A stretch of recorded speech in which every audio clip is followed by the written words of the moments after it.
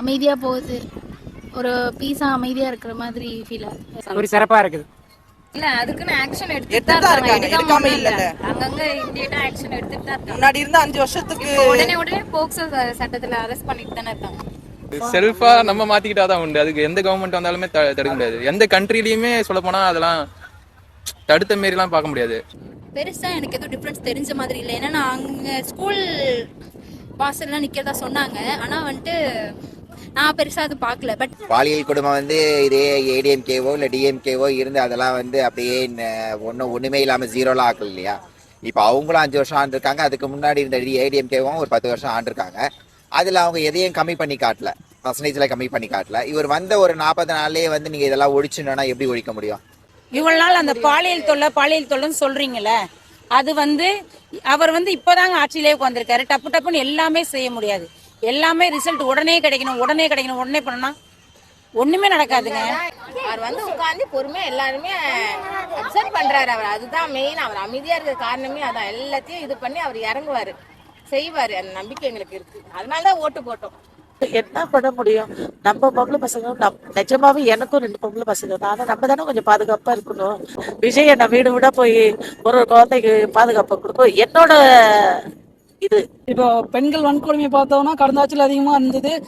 ஒரு வன்கொடுமை பண்ணாலும் அவங்களுக்கு கேஸ் எடுத்து விசாரித்து சீக்கிரமாலாம் அவங்களுக்கு வந்து தண்டனை கொடுக்க மாட்டாங்க. ஆனால் இந்த ஆட்சி வந்ததுக்கப்புறம் அந்த பெண்கள் வன்கொடுமையை தடுக்கிறதுக்கு சிங்கிள் பெண் அதிரப்படை ஒரு திட்டம் வந்து அது ஃபஸ்ட்டு வரவேற்கத்தக்க சிஸ்டம். அது அடுத்து அந்த சிஸ்டத்தை வந்து இம்ப்ளிமெண்ட் பண்ணி படிப்படியாக தான் அந்த வன்கொடுமையை குறைக்க முடியும். சரிங்களா?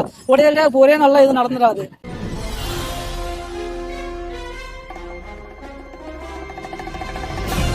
நல்லா இருக்கு. அமைதியாக போகுது. ஒரு பீஸாக அமைதியாக இருக்கிற மாதிரி ஃபீல் ஆகுது. வேற ஒன்றும் இந்த ப்ராப்ளம் இஷ்யூஸ் இல்லாமல் அமைதியாக இருக்கிற மாதிரி இருக்கு. எப்படி இருக்கு இந்த 1.5 மாசம்? ஒரு சிறப்பாக இருக்குது. சிறப்பா இருக்கு. அதெல்லாம் வேணும்னு பண்ற மாதிரி இருக்கு சிஸ்டர். ஓபனா சொல்லணும்னு பார்த்தா இல்ல அதுக்குன்னு ஆக்ஷன் எடுத்துட்டு தான் இருக்காங்க. எடுக்காம இல்ல. அங்கங்க இமிடியேட்டா ஆக்ஷன் எடுத்துட்டு தான் இருக்காங்க. முன்னாடி இருந்த 5 வருஷத்துக்கு உடனே போக்சோ சட்டத்துல அரெஸ்ட் பண்ணிட்டு தானே இருக்காங்க. இல்ல போனதுலயும் வந்து தப்பு பண்ணா அரெஸ்ட் பண்ணுவாங்க. அததான் இப்படியும் பண்றாங்க. இதுல என்ன டிஃபரன்ஸ்? அந்த இது வேற இல்ல இன்சிடென்ட். இப்ப உடனே இது பண்றாங்கல, தண்டனை வாங்கி கொடுக்குறாங்கல இமிடியேட்டா. இன்னும் புதுசா நிறைய பண்ணுவாங்க சிஸ்டர். நீங்க ஏதோ சொன்னீங்களே ஏதோ பிளான் பண்ணி பண்றாங்கன்னு, இந்த விஷயத்துல சொல்றீங்களா? ஆமா, இது ஏதோ பிளான் மாதிரி தான் தெரியுது. எங்க அண்ணன் வந்து முதல்லயே வந்து இதெல்லாம் நிறைய இன்சிடென்ட் கொண்டு வர மாதிரி தானே இருக்கு. ஏன்னா அவர் போட்டது வந்து மெயினா பெண்கள் பாதுகாப்புக்கு. அப்ப பெண்கள் பாதுகாப்புல இருந்து குறி வைக்கிறாங்கன்னா மெயினா இதுக்காக தானே குறி வைக்கிற மாதிரி இருக்கு. சரி, இந்த பாலியல் வன்கொடுமைலாம் நடக்குதுன்னா எதிர்த்து வீட்டுக்காரங்க, தெரிஞ்சவங்க, இவங்க தான் மோஸ்ட்லி பண்றாங்க. அதுல தெரிஞ்சவங்க எதிர் வீட்டுக்காரங்களை விட இந்த வடநாட்டு ஆளுங்களை தான் வந்து இறக்குறாங்க. ஏன்னா இதுல வந்து தூக்கு தண்டனை இல்லை, எதுவும் இல்லைன்னு சொல்லிட்டு இவங்களை வந்து முதல்ல இறக்குறாங்க. புரியுதுங்களா? நான் எதை வச்சு சொல்றதுன்னு தெரியல. ஓகே, அந்த பாலியல் வன்கொடுமை நடக்கிறது வந்து டிஎம்கே தான் காரணம்னு சொல்றீங்க? கண்டிப்பா 100%. அப்ப அந்த வடநாட்டுக்காரங்கலாம் வந்து இவங்க இறக்கி இருக்காங்கன்னு சொல்றீங்க? சீரியஸ்லி. அந்த வன்கொடுமை பண்றதும் வந்து இவங்க தூண்டுதல் தான் பண்றாங்களா? நம்மளோட ஸ்டேட்குள்ள வராம இருந்தாலே போதும். எந்த வேலை வாய்ப்பு நம்ம இருக்கிற ஜனத்துக்கே வேலை வாய்ப்பு கொடுத்தா நல்லா இருக்கும். எங்க அண்ணா ஃபர்ஸ்ட் அதுதானே சொன்னாரு, வடநாட்டுக்காரங்களுக்கு இங்க வேலை இல்ல, அவங்க இறக்கி விட்டதால தான் இந்த தப்பெல்லாம் நடக்குதுன்னு சொல்றீங்க. ஆமா. ஓகே, இப்ப எப்படி விஜய் சார் வந்தது எப்படி இருக்கு? ஆக்ஷன்லாம் எடுக்கிறாங்களா? நல்லாவே எடுக்கிறாங்க சிஸ்டர். ஆக்ஷன்லாம் எதுவும் எடுக்கிற மாதிரி இதுவெல்லாம் இல்ல. எல்லாமே ப்ராப்பரா பண்ணிட்டு தான் இருக்காங்க. ஒன்னொன்னுக்கே ப்ராப்பரா பண்றாங்க. அது நாங்க சொல்லணும்னு இல்ல, நிறைய நீங்களே நியூஸ்ல பாத்துருப்பீங்க, எல்லாத்துலயுமே பாப்பீங்க. அதான் பண்ணிட்டு இருக்காங்க. டிவிக்கு ஆளுங்களே நிறைய பேர் இந்த இஷ்யூல மாட்டுறாங்களே, அது எப்படி? அவங்க கட்சியை சேர்ந்தவங்களே நிறைய பேர் இந்த மாதிரி இஷ்யூல வர்றாங்களே. அப்படிலாம் எதுவும் இல்ல. வந்து ஏதோ ஒரு விஷயம் பண்றாங்கன்னா அதை வந்து இதுதான் பண்றாங்கன்னு குறிப்பிட்டு நடவடிக்கை எடுக்கிறாங்க. கட்சி விட்டு எடுத்துறாங்க. உடனே நடவடிக்கை எடுக்கிறாங்க. டிவி கால் மாட்டினாலும் உடனே சொல்லிட்டாரு. யாரும் தப்பு பண்ண விட மாட்டோம், நாங்களும் தப்பு பண்ண மாட்டோம்னு சொல்லிட்டாரு. அது செல்ஃபா நம்ம மாத்திக்கிட்டாதான் உண்டு. அதுக்கு எந்த கவர்மெண்ட் வந்தாலுமே தடுக்க முடியாது. எந்த கண்ட்ரிலயுமே சொல்ல போனா அதெல்லாம் தடுத்த மாரிலாம் பார்க்க முடியாது. இப்ப நம்ம சவுதின்னு எடுத்துக்கிட்டாலுமே நம்மளுக்கு வந்து நியூஸ் படி பார்த்தா 0, அங்கே வந்து யாருமே நடக்கலை அப்படின்னு நம்ம சொல்லுவோம். பட் ரியாலிட்டி படி பார்த்தா அங்கே நடக்குது. அங்கே எனக்கு ஃப்ரெண்ட்ஸ்லாம் இருந்தாங்க, அவங்களாம் சொல்லியிருக்காங்க நடக்கும். பட் நியூஸ் படி பார்த்தா நம்மளுக்கு வர நியூஸ் என்னன்னா அங்கே நடக்கல அப்படின்றது மட்டும்தான். அது நம்ம பப்ளிக்னு கிடையாது. இப்போ நம்ம வளர்ப்பு முறையிலே அதெல்லாம் கொஞ்சம் ஸ்கூல் காலேஜஸ் லெவல்லே நம்ம செக்ஸ் எஜுகேஷன்ஸை இது பண்ணால் இன்னும் அது மறைப்பாங்க மோஸ்ட்லி. எங்களுக்கே எங்கள் கிளாஸ்லலாம் அந்த எஜுகேஷன் டைம்லலாம் எங்களுக்கு ஒரு மாதிரி நடத்துனாங்க, கேர்ள்ஸ்க்கு ஒரு மாதிரி நடத்துனாங்க. பாய்ஸ் அண்ட் கேர்ள்ஸையும் அந்த கிளாஸ் செப்பரேட்டாக தான் நடந்தது. அது எப்போ ஒரு யூனிஃபார்மிட்டியாக நடந்தால் நல்லா இருக்கும்னு நான் நினைக்கிறேன். அதாவது அந்த இன்சிடென்ட் வந்து பாலியல் வன்கொடுமை எல்லாம் எல்லா ஆட்சியிலும் தொடருன்னு தான் சொல்றீங்க. தொடரக்கூடாதுன்னா அதுக்கு நம்ம ஆனா அது நான் வந்தா அது நடக்காதுன்னு சொல்லி தானே விஜய் வந்தாரு. புரியல. நான் வந்தா அந்த இன்சிடென்டே நடக்காதுன்னு சொல்லி தானே வந்தாரு. அவர் வந்த பிறகும் இது தொடரும் போது தனி மனித ஒழுக்கம். இப்ப நானே கட்சி ஆரம்பிச்சு வந்தா கூட நான் வந்து அதுல நான் ப்ராமிஸ் கொடுக்க மாட்டேன். ஏன்னா அது என் கண்ட்ரோல் இல்ல. இப்ப நாளைக்கு இவனே அந்த கேஸ்ல மாட்டினா கூட நான் இப்ப போய் அவனை தடுக்க முடியாது. அவனை அரெஸ்ட் பண்ணி வேணா வைக்கலாம், சரி வேணா இவனுக்கு ஏதாவது பெரிய தண்டனை வேணா கொடுக்க முடியுமே தவிர இவனுக்கு அடுத்த மாரி இன்னொரு ஃப்ரெண்டு கூட இருக்கலாம், வேற யாராவது தெரியாதவங்க கூட இருக்கலாம், அவங்களாம் நான் எதுவுமே பண்ண முடியாது. அதுவே இவன் சின்ன வயசுலயே இருக்கான், சொல்லி திருத்த முடியும் அப்படின்ற நிலைமையில இருக்கான் அப்படின்னா திருத்த ட்ரை பண்ணலாம், அப்படிதான் பண்ணலாமே தவிர இந்த டைம் இது வரைக்கும் வளர்ந்துட்டாங்க அப்படின்னா நம்ம தண்டனை மட்டும் தான் கொடுக்க முடியுமே தவிர தடுக்கலாம் முடியாது. அதாவது யார் ஆட்சி வந்தாலும் இதெல்லாம் நடந்துட்டு தான் இருக்கும். ஆமா, அதை தடை பண்ண முடியாதுன்றீங்க. முடிஞ்சா தடுத்துக்க முடிஞ்சா விமன்ஸ் தான் தடுக்கணும். ஆக்சுவலா பாத்தீங்கன்னா நம்ம சேஃப்டிங்கிறது நம்ம கையில தான் இருக்கு. அது என்னதான் வந்து நம்ம பஸ்ல வந்துட்டு போறப்ப எங்கேயா இருந்தாலுமே அது நடக்கதான் செய்யுது. யாராலையுமே அதுக்கு துணை வர முடியாது இல்லைங்களா? சோ வந்துட்டு நம்மள பாத்துக்கிட்டா இது ஒரு கான்செப்டா இருக்காதுன்னு நான் நினைக்கிறேன். பிளஸ் வந்துட்டு என்னன்னா அவரு அதுக்கான ஸ்டெப் எடுக்கிற வரைக்கும் சந்தோஷம், பட் அது சக்சஸ் ஆகணும், அதுதான் ஒரு மேட்ரு. பயம் இருக்கணும் மக்கள் மேல. அது எப்படி சொல்றதுன்னா கை வச்சா அந்த மாதிரி நடக்கும் அப்படின்ற ஒரு இது இருந்துச்சுன்னா அந்த நம்ம தப்பு பண்ண மாட்டாங்க. அந்த அளவுக்கு ஒரு சட்டம் எடுத்துட்டு வந்தா நல்லா இருக்கும்னு நான் நினைக்கிறேன். ஏன்னா அது அப்படி இருக்கும்பொழுது மட்டும்தான் பயம் இருக்கும் எல்லாருக்குமே கை வைக்கிறதுக்கு. ஸோ அந்த மாதிரி ஒரு சட்டம் எடுத்துட்டு வரணும். மற்றபடி இந்த சிங்கப்பெண் அதெல்லாம் ஓகே தான், நான் இருந்தாலும் இன்னும் கொஞ்சம் அதை டெவலப் பண்ணி எடுத்துட்டு வந்தா நல்லா இருக்கும்னு நான் நினைக்கிறேன். இப்போ இந்த 1.5 monthsல எப்படி இருக்குன்னு நினைக்கிறீங்க? பெருசா எனக்கு எதுவும் டிஃப்ரென்ஸ் தெரிஞ்ச மாதிரி இல்லை. ஏன்னா நான் அங்கே ஸ்கூல் வாசல்லாம் நிற்கிறதா சொன்னாங்க, ஆனால் வந்துட்டு நான் பெருசாக அது பார்க்கல. பட் அது ஆக்சுவலாக சட்டங்கிறது தான் அது மேட்ரு. எதனால சொல்றேன் அப்படின்னா இந்த சட்டம் இருந்தா இப்படி பண்ணுவாங்க அப்படின்ற பயம் இருந்துச்சுன்னா இந்த அளவுக்கு அதை பேச மாட்டாங்க யாருமே. அதுக்காக சொல்றேன்.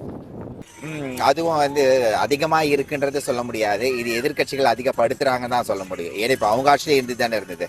பாலியல் குடும்பம் வந்து இதே ஏடிஎம்கேவோ இல்லை டிஎம்கேவோ இருந்து அதெல்லாம் வந்து அப்படியே ஒண்ணுமே இல்லாமல் ஜீரோலாம் ஆக்கல இல்லையா? இப்போ அவங்களும் 5 வருஷம் ஆண்டிருக்காங்க. அதுக்கு முன்னாடி இருந்த ஏடிஎம்கேவும் ஒரு 10 வருஷம் ஆண்டிருக்காங்க. அதில் அவங்க எதையும் கம்மி பண்ணி காட்டல, பர்சன்டேஜில் கம்மி பண்ணி காட்டல. இவர் வந்த ஒரு 40 நாள்லேயே வந்து நீங்கள் இதெல்லாம் ஒழிச்சுனா எப்படி ஒழிக்க முடியும்? சாதாரணமாகவே வந்து உட்காந்தவனே இதை பண்ணினா அதை பண்ணினா என்ன பண்ண முடியும்? யாராக இருந்தாலும் என்ன பண்ண முடியும்? இதே இந்த 40 நாளில் டிஎம்கே இருந்திருந்தாங்க ஒழிச்சிட்டு இருப்பாங்களா? இல்லை. இப்போ அவங்க இருந்தாலும் இருந்துதான் இருக்க செய்யும். இதுக்கு மேற்கொண்டு அவர் என்ன பண்ண போறாருன்றதை நம்ம எதிர்பார்க்கணும். எப்படி டைம் கொடுக்கணும்னு சொல்றீங்க? கண்டிப்பா.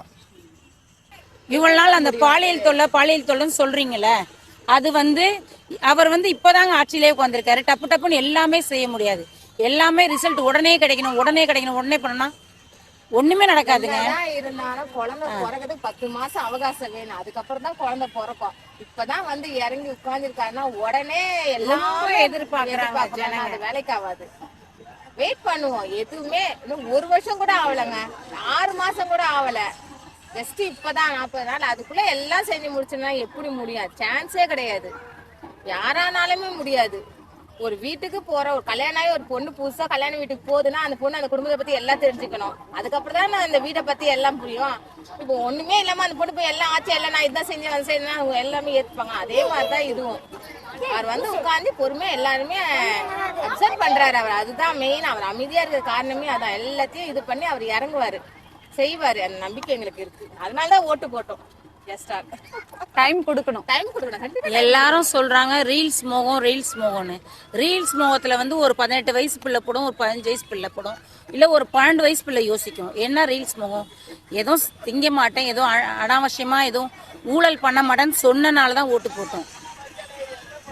என்னன்னா ஒரு மாற்றம் வேணும், அவ்வளவுதான் எங்களுக்கு. அந்த ஒரு சின்ன மாற்றத்துக்காக தான் ஜனங்க வந்து சரி இந்த ஆட்சியில கிடைக்காது, இந்த ஆட்சியில கிடைக்குமான்னு எதிர்பார்த்திருக்காங்க. அவ்வளவுதான். அது கிடைச்சுன்னா நாங்க ரொம்ப சந்தோஷப்படுவோம். அவ்வளவுதானே. அவர்கிட்ட கேட்கறது நாங்க ஏதாச்சும் ஒரு விஷயத்துல மாற்றம் கொண்டு வருவார் அவர். எனக்கு நம்பிக்கை இருக்கு. அது ஒண்ணு என்ன பண்ண முடியும்? நம்ம பொம்பளை பசங்க நிஜமாவே எனக்கும் 2 பொம்பளை பசங்க தான். ஆனா நம்ம தானே கொஞ்சம் பாதுகாப்பா இருக்கணும். சும்மாவே அப்படின்னா ஒரு வீட்டுக்கு ஒரு போலீஸ் போடணும். பொம்பளை பசங்களை பார்த்துக்கிட்டாங்க. அது நடக்கிறது என்னமோ தப்பு தான். ஆனாலும் நம்மளும் கொஞ்சம் பாதுகாப்பா இருக்கணும்ல. பொம்பளை பசங்களை வெளியே அனுப்பும் போது, வரும்போது, விளையாடும் போது எல்லாமே நம்ம கொஞ்சம் கண்காணிக்கணும். விட்டுட்டு விஜய் என்ன வீடு விட போய் ஒரு குழந்தைக்கு பாதுகாப்பு கொடுக்கும் என்னோட இது. போன ஆட்சியில இதே தானம்மா சொன்னாங்க. ஸ்டாலின் எப்படி ஒவ்வொரு வீட்டுக்கும் போய் பாதுகாப்பு கொடுக்க முடியுமா அது அப்படின்னு. நடந்தது என்னன்னாக்க ரவுடிசம் ஜாஸ்தி ஸ்டாலின் ஆட்சியில். ஆனா இந்த ஆட்சியில ரவுடிசம் கிடையாது. அப்படியே ஒருத்தனை பார்க்கும்போது நம்மளுக்கே ஒரு பயமா இருக்கும். ஒரு கொஞ்சம் கூட பயம் இல்லாத நம்மள மறப்பாங்க பார்ப்போம். இப்ப நானே பீச்சுக்கு வரும்போது பார்த்தேன் எவ்வளவு போலீஸ் தெரியுமா? அங்கே போலீஸ் நிறைய இருக்குது. நானே ஒரு இது பண்ணிட்டேன். இவ்வளவு நாள் இப்படி ஒரு போலீஸ் பார்த்தல. வந்து 1.5 monthsல தான் பீச் இப்படி இருக்குன்றீங்க. ஆமா, நான் ஒரு 4 மாசத்துக்கு முன்னாடி வந்தேன். ஆனா இப்படி இல்லை. ஆனா இப்போ வர்றதுக்கு ரொம்ப சேஞ்ச் தெரியும். நல்லா இருக்கு. பார்த்த உடனே நானே ஆச்சரியப்பட்டேன்.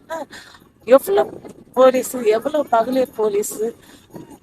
அந்த பீச் எல்லாம் பாத்தீங்கன்னா முன்னாடி ஆட்சியிலேயே இதெல்லாம் பண்ணிருக்காங்களே. இது பண்ணிருக்கிறதெல்லாம் நான் ஓகே தான், அதெல்லாம் தப்பு சொல்லல. ஆனா இப்ப பாருங்க எல்லாரும் ஒரு பயம் இருக்குது. இப்ப எல்லாருக்கும் ஒரு பயம் தெரியுது. இப்போ ஒரு பொண்ணை பார்க்கும்போது கூட கொஞ்சம் பயப்படுற மாதிரி எனக்கு தோணுது. பாதுகாப்பா ஃபீல் பண்றீங்க. அவ்வளவுதான். இப்ப அவங்க எல்லாம் போயிட்டாங்க, போட்டியா உட்காரு நம்மள யாரும். அப்போ இதுல கொஞ்சம் கஷ்டமா தான் தெரிஞ்சது.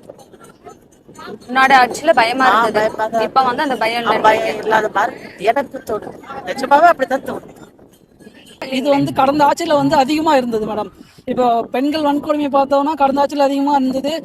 ஒரு வன்கொடுமை பண்ணாலும் அவங்களுக்கு கேஸ் எடுத்து விசாரித்து சீக்கிரமாலாம் அவங்களுக்கு வந்து தண்டனை கொடுக்க மாட்டாங்க. ஆனால் இந்த ஆட்சி வந்ததுக்கப்புறம் அந்த பெண்கள் வன்கொடுமையை தடுக்கிறதுக்கு சிங்கிள் பெண் அதிரப்படை ஒரு திட்டம் வந்து அது ஃபஸ்ட்டு வரவேற்கத்தக்க சிஸ்டம். அது அடுத்து அந்த சிஸ்டத்தை வந்து இம்ப்ளிமெண்ட் பண்ணி படிப்படியாக தான் அந்த வன்கொடுமையை குறைக்க முடியும். சரிங்களா?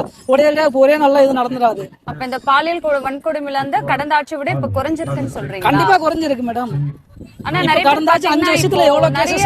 நிறைய நியூஸ் அதிகமா வருதுங்களே. அதுல டிவிக்கு ஆளுங்களே நிறைய பேர் இருக்காங்கன்ற ஒரு குற்றச்சாட்டும் இருக்கு. அது டிவிக்கு ஆளுங்க ஆதாரமும் டிவிக்கு ஆளுங்க இருந்தாலும் அந்த டிவிக்கு ஆளுங்க யார் தப்புனாலும் உரிய விசாரணை நடத்தி அவங்கள உடனடியாக கட்சி விட்டு நீக்கிறாங்க. அதையும் பாக்குறீங்களா? அது மட்டும் யாரும் பேச மாட்டீங்க. அது பாசிட்டிவ் தானே. கட்சியை விட்டு உடனே நீக்கிறாங்க. அந்த யாரா இருந்தாலும் யார் தப்புனாலும் அது எந்த கட்சியும் பார்க்கறது கிடையாது. பெண்களை எதிர்த்து யார் தப்புனாலும் அவங்க உடனே யார் பேர் வந்தது எல்லாருமே கட்சி விட்டு நீக்கிட்டாங்கன்னு சொல்றீங்களா? கண்டிப்பா மேடம். ஆக்ஷன் எடுத்துட்டாங்களா? நீங்க ஏதாச்சும் சொல்லுங்க. யாராச்சும் எடுக்கலன்னு ஏதாச்சும் சொல்லுங்க. அதுக்கு நான் ரீசன் சொல்றேன். அந்த கட்சிக்காரே ஒரு பெண்ணு வந்து சொந்த கட்சியிலேயே வேலை வாங்கி கூட்டிட்டு போய் இது பண்ணாங்களா? அந்த விஷயத்துல இன்னும் எதுவும் கிடைக்கலீங்களே. டிவிகேல மேடம்.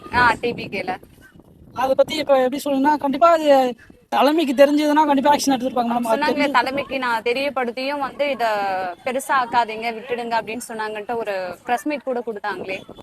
அப்படிலாம் இருந்திருக்க வாய்ப்பே இல்லை மேடம். ஏன்னா தளபதி வந்து அப்படி யாருமே பாரம்பரியம் பார்க்க மாட்டாரு. அது இன்க்ளூடிங் பக்கத்துல இருக்க அமைச்சர் யாரா இருந்தாலுமே சரி, யார் தப்பானாலுமே அது கண்டிப்பா அவருக்கு ஏத்துக்க மாட்டாங்க. ஏன்னா பதவி விழாவிலே அதுதான் சொன்னாருங்க. ஒரே ஒரு பெண்ணுக்கு நீதி கிடைச்சிச்சுன்னு சொல்றீங்களா? அப்படிலாம் அது இன்ன வரைக்கும் நான் அது கேள்விப்படல. என்ன விஷயம் தெரியல. நீங்க கேக்குறீங்க. அது நான் வந்து கண்டிப்பா இருந்தாலும் தளபதி அவர் பார்த்துருந்தாருன்னா கண்டிப்பா நடவடிக்கை எடுத்திருப்பாரு. அப்ப அவர் பார்வைக்கு போலன்னு சொல்றீங்க? அப்படிதான் இருக்கலாம். எல்லா சேனல்ல பிரேக்கிங் நியூஸா போச்சு. அப்ப பாத்துருக்க மாட்டாரா? இல்லை, தெரியல மேடம். தெரியலீங்களா? சரி, ஓகே. இப்ப எப்படி நல்லா இருக்கு ஆட்சி? கண்டிப்பா நல்லாதான் இருக்கு.